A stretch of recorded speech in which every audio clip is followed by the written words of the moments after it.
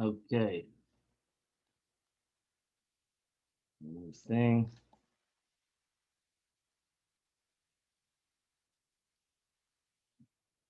Okay, my friends, we are holding on. Oops, what's happening just now? We are holding today. Today is Thursday, the 11th of March. We are holding in the portion of Pekudei. So just to give you in the Living Torah, I told you I'll give you the amounts that the Torah talks about in the how much gold and how much silver, everything was there. So in today's amount, again, this is not 100% because there's an argument exactly. The Torah talks in amounts of different amounts that we do today, but around this amount, it was during the Living Torah. He says it was gold was 4,386 pounds of gold. 4,386 pounds of gold. So you can start figuring that out. How much gold today that would be? How much That's a value? lot of gold jewelry. So 4,800, 4,300 and 4,386 pounds of gold. I'll look it up in the value today. And it was 50,088 pounds of silver. So this was the counting that Moshe Rabbeinu gave in the amount of gold and an amount of silver. So it's a lot, as you can understand. And 10,000 pounds of copper. 10,000 pounds of copper. Copper today is also very valuable. Okay, so as you can see, this Mishkan was a very expensive project and extremely a lot of money, 4,386 pounds of gold. Wow, an ounce of gold today is over $1,500. What's an ounce of gold today? So you can imagine, start evaluating how many 4,000 pounds of gold is to today's value of how much this Mishkan cost. Remember a couple of years ago we made a calculation, 150 million. I don't know. You can start figuring it out. Holding in chapter 39, verse number 2. Then he made the ephod. The ephod was the garment that had upon it the choshen. He made it out of gold, blue, purple, and crimson wool, twisted and fine linen. Verse number 3. And they hammered out the sheets of gold and cut it into threads from them. The work of the gold into the blue wool, into the purple wool. So he took gold, he turned it into threads. And he was one of the threads of the blue wool and the purple wool and the crimson wool and to the fine linen. This was a master weaver. This was an unbelievable weaving job. They didn't have machines those days. Everything was done by hand. So this was a very extremely hard job. And Rashi explains that he took it, he spun the gold together with the wool and the threads. They would hammer the gold into thin sheets and cut threads out of them along the length of the sheets in order to work those threads into combining them with each kind of material. On the choshen of the ephod, the choshen, you saw within this beautiful wool, you saw these golden threads that were part of that garment. This was an amazing garment. Verse number 4. He connected shoulder straps. Suspenders he had. I'll snake on both sides of the ephod. The cheshav ephod and the decorative band which is above it came from it. Says Dov was made out again. The band that connected the straps to the actual apron was also made out of blue, gold, blue, purple, and crimson wool, and twisted linen of. So here you see that the garment of the Kohen Gadol was shatnez. It was wool and linen together. That was the paradox. Torah prohibits shatnez, and here the Kohen Gadol wore a garment of shatnez. Right, verse number 6. And then they prepared the Avnei Shoyim, what the princes gave. Musabis Mishra enclosed in gold settings. Engraved similar engraving of the seal with the names of the sons of Israel. So on each stone was 6 tribes, and there were 12 tribes on both of the stones, which was on top of his shoulders. He put them upon the shoulder straps of the ephod. The Kadmon, so this was a remembrance for the sons of Israel. Kashetziva Hashem as Moshe, God commanded Moshe. Verse 8. And then he made the choshen. The choshen was the breastplate that was upon the Kohen Gadol's breast, on his in front of him. It was made as the ephod was made, from gold, blue, purple, and crimson wool, and fine linen. Verse 9. It was a square. The choshen was a square.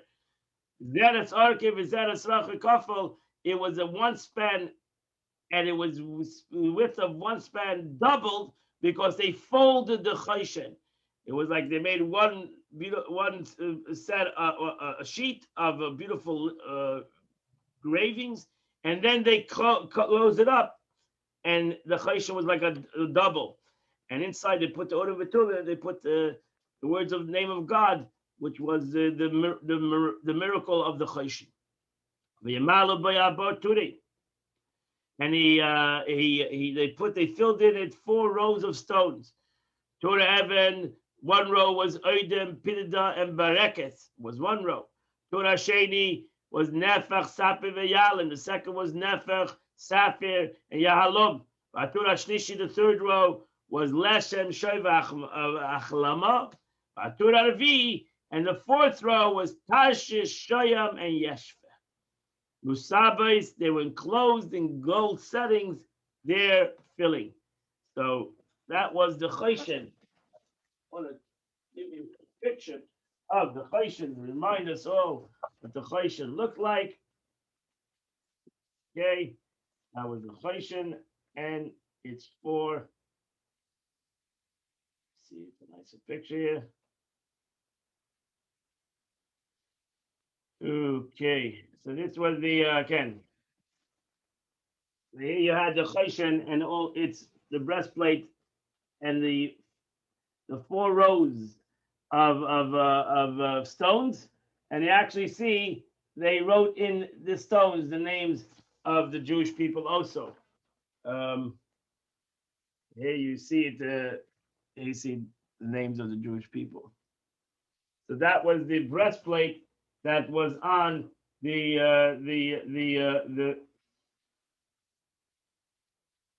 you want to see another picture? So it hung from the Avnei Shoham. The show was a little higher there. I'm sorry, from the gold chains that connected it to the straps of the ephod, and it hung on the breast of the Kohen Gadol. Now this so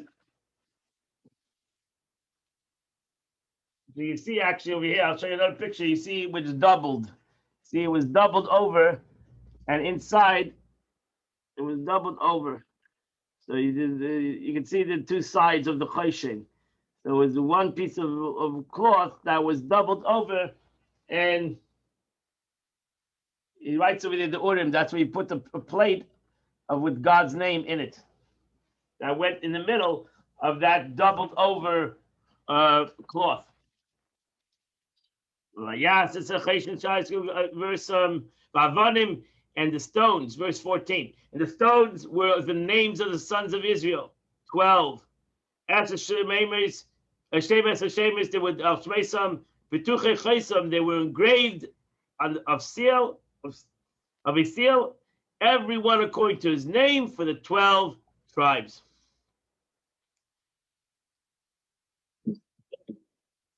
Verse 15. And the Choshen made chains. So the chains that were connected the Choshen to the strap. Gavlis Masi Aves, they were cable, pure gold. Verse 16. He made 2 golden settings and 2 golden rings, and they placed the 2 rings on the 2 ends of the Choshen. They placed 2 golden cables on the 2 rings at the end of the Choshen. Verse 18, in the 2 ends of the cable, they placed upon the 2 settings, and they placed them upon the shoulder straps of the ephod on its front. So they connect the shoulder straps to the top of the ring of the cable of gold, and they connected it to the Choshen to the bottom. And they made 2 golden rings and placed them on the 2 ends of the Choshen on its edge that faced the inner side of the ephod. Verse 20. And they made 2 golden rings and placed them on the 2 shoulder straps of the ephod from below towards its front, adjacent to its seam, above the band of the ephod. They fastened the Choshen by its rings to the rings on the ephod with a cord of blue wool, so that it would be upon the band of the ephod, so the Choshen would not move off the ephod. It had to be one piece of garment, even though this was a mixture of a couple of garments that were put together. They all became one garment surrounded and tied around this Kohen Gadol, so that it didn't move. So that the Choshen did not move from the ephod, as God commanded. And that ends the Chumash of the day. Now we go to the Tanya of the day. And today is Thursday, the 27th of Adar. We are holding in the middle of chapter 37 of Tanya. After that, again, is continuing in the greatness of doing a mitzvah in this world, and how the Eibishter wanted that all the upper worlds and the whole purpose of the soul coming down into a body was the purpose of elevating the body and elevating the world. And God wanted a dira b'tachtonim. That was God's desire, to have a dwelling place in this world. So God left, so to say, all the upper worlds, and for him, all the upper worlds and all the celestial worlds and even the soul itself, all its beauty and glory that it has in the heaven is to the Eibishter, a Jew doing a mitzvah is more important. Because the Eibishter God wanted a dira b'tachtonim, a dwelling place in this world. And with this, you understand what I just said. After the Rebbe says, we'll understand what our sages of blessed memories praised. How the sages praised out of all the mitzvahs. The sages praised the mitzvah of tzedakah. And they said, that the mitzvah of tzedakah is equal to all the other mitzvahs. And the truth is that Alter Rebbe says, B'chol Talmud Yishalmi, and in the Gemara in Talmud Yishalmi, that Nikris B'Shem Mitzvah Stam, that every mitzvah is called a tzedakah. The commandment. It is the commandment. Why? Why was mitzvah tzedakah? Why is mitzvah tzedakah the sages praise, and in Yishalmi it's called the commandment? Because tzedakah is real.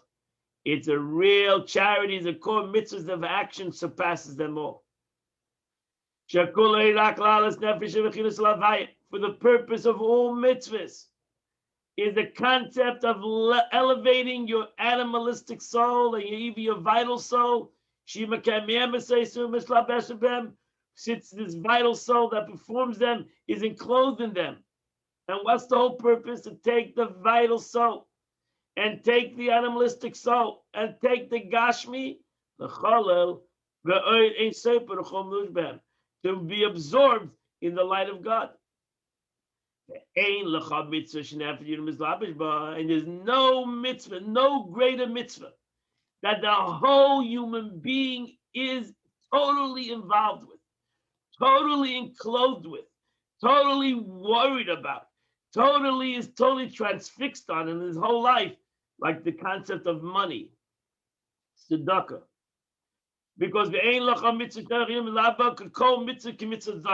there's nothing that a person is so involved with his whole life, his thought, his feelings, his action is money, is the requirement of money. And that's his whole life. So if a person takes the money that his whole life, he dreamt about it, he thought about it, he spoke about it, he worked for it, he slaved for it. And now, because every other mitzvah that you do, I put on tefillin in my hand becomes involved in the mitzvah. I learn Torah, my head becomes involved in the mitzvah. I daven, my heart becomes involved in the mitzvah. I walk to shul, my feet become involved in the mitzvah. When I do the mitzvah.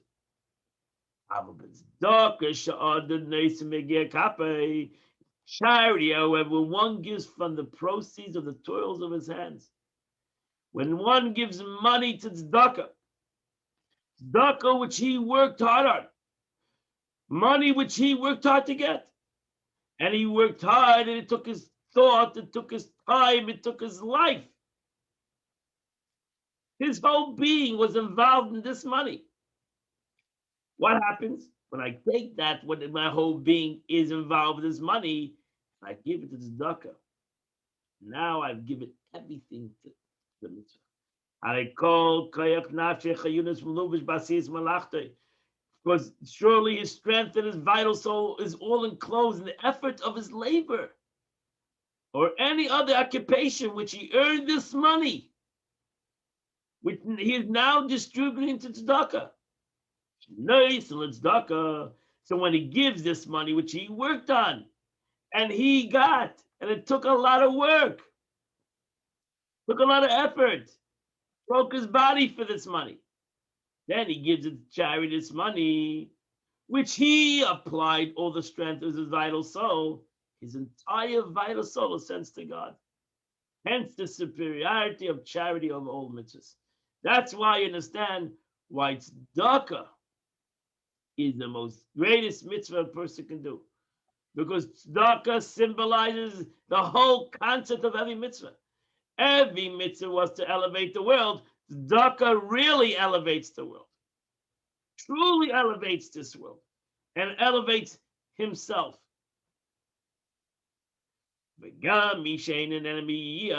Even those who didn't earn a livelihood from his labors.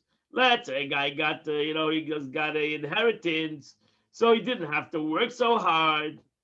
But nevertheless, doesn't make a difference after that. Since with the money that he's giving, he could have taken this money, he bought himself his own needs. Could have bought himself another car. Could have bought himself his own pleasures. And he doesn't do that. He gives it to tzedakah. So that's as actually he's giving his soul's life to God. And that's why our sages said, that it hastens the coming of Mashiach giving tzedakah. Yeah. Because with one act of charity, he elevates a great deal of his vital soul. That's why the Rebbe pushed that everybody should have a pushka, and everybody should give a penny to tzedakah every day. Everybody should give tzedakah every day. Not the amount, it's the mitzvah. Because every day when you give tzedakah, you have accomplished an unbelievable thing in the world. In yourself, not the world, in yourself. You've elevated your nefesh achiyunis.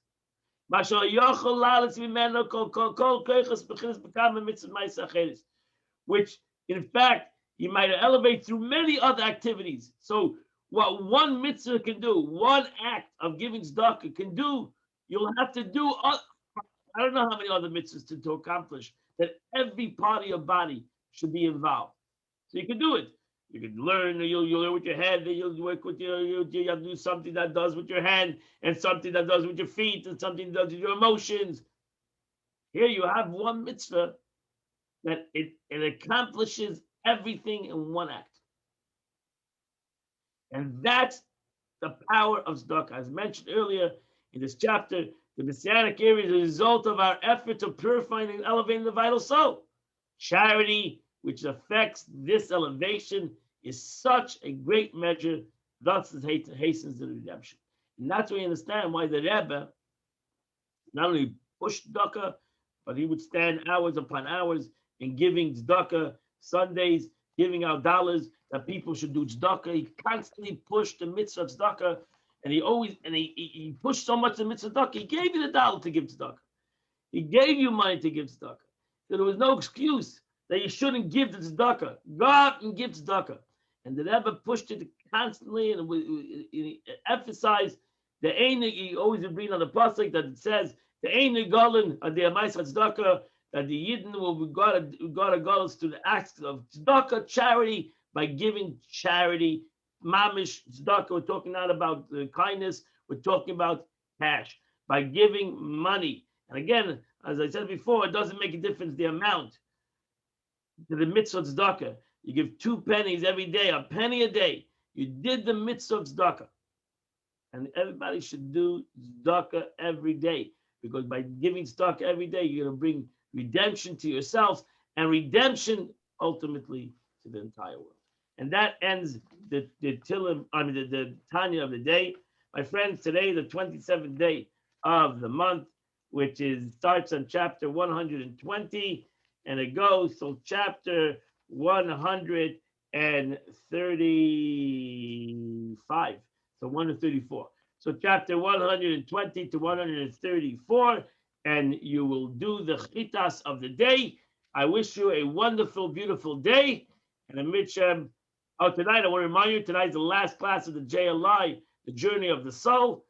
If I don't see you tonight at 7:30, I'll see you tomorrow at 8 a.m. as we continue to learn the chitas of the day. Have a great day. God bless you all.